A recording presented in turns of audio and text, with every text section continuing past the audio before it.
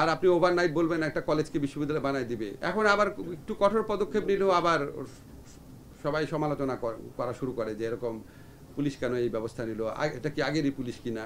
কিছুটা তো পেয়ে বসছেই, শক্ত যখন হব খুব ভালোভাবেই হব। যেটা বিক্ষোভ, আপনি যেটা বিক্ষোভ সমাবেশ করেছেন, দেখেন এখন যে কেউ ভিন্ন মত পোষণ করতে পারে, কিন্তু এইভাবে রাস্তা ব্লক করে দেওয়া, সাধারণ মানুষকে ভোগান্তির মধ্যে ফেলা, সাধারণ মানুষকে জিম্মি করা, এই অসহনীয় আপনার ট্রাফিক জ্যাম সৃষ্টি করা, আন্দোলনকারীরা মানে যদি এই ধরনের জিনিস অব্যাহত রাখে, আমি মনে করি সাধারণ মানুষের পক্ষ থেকে তাদের বিরুদ্ধে প্রতিরোধ গড়ে তোলা উচিত।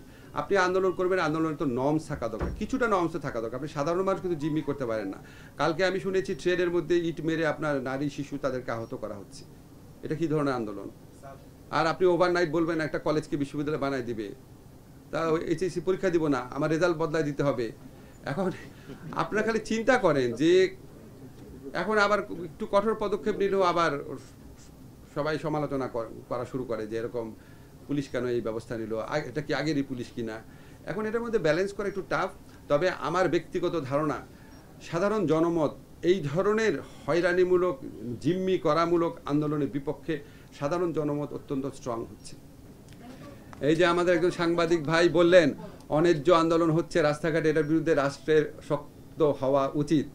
এখন আপনি আমার বলেন, রাষ্ট্র যদি শক্ত হয়, দুই একজন যদি আহত হয়, গ্রেফতার হয়, এটা সাধারণ মানুষের একটা অংশের মধ্যে আবার এক ধরনের আপনার মানে কষ্ট তৈরি করবে না যে আপনারা আগের সরকারের মতো দমন নিপীড়নে যাচ্ছেন কিনা।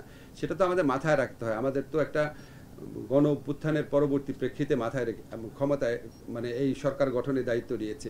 এখানে অনেক বেশি চিন্তা করতে হয়, মানুষ যেন কষ্ট না পায়।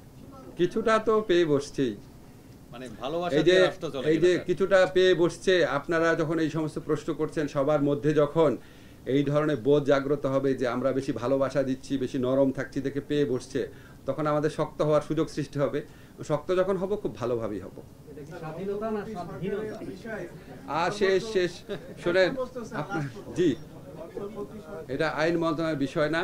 তবে আপনাকে একটা জিনিস বলি, আমরা মোস্ট এসেনশিয়াল কিছু সংস্কার করে যত দ্রুত সম্ভব নির্বাচন দেব। আমরা খালি জাস্ট এই জিনিসটা চাই না যে আপনার আগের মতো কোনো ভুয়া নির্বাচন হোক, আর এটা চাই না নির্বাচনে বিজয়ী হয়ে কেউ আপনার আবার ভুয়া নির্বাচন করার সুযোগ পাক।